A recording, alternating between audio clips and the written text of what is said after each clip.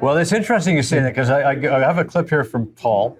This is when Paul was on the show. I asked him about his decision to go to Birmingham, and he said that Frank had a lot to do with it. So let's listen to this clip here from Paul Henderson.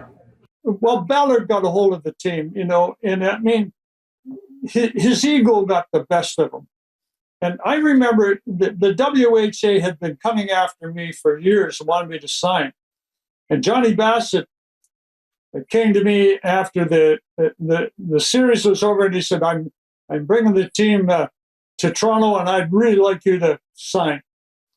And I said, well, I haven't won the Stanley Cup, and I would like to, but and he said, so we talked for a while, and he said, listen, Frank Mahovlich is I've already convinced Frank to come. Why don't you phone and ask Frank about it?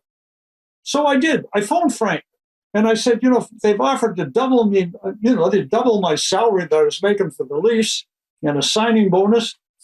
And I said, what, Frank, I haven't won the Stanley Cup. And Frank Mahovlich said to me, Paul, if you want to win the Stanley Cup, you better get out of Toronto, because if they don't have it upstairs, they'll never get it on the ice. And as long as Harold Ballard's got this team, they will never win it. And that was the deciding factor.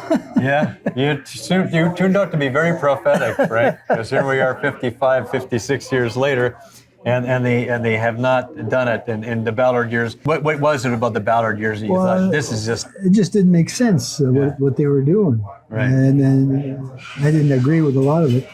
And that was the end of it. I mean, I left, then Imlach gets fired the next year or so, right. And it just goes on and on.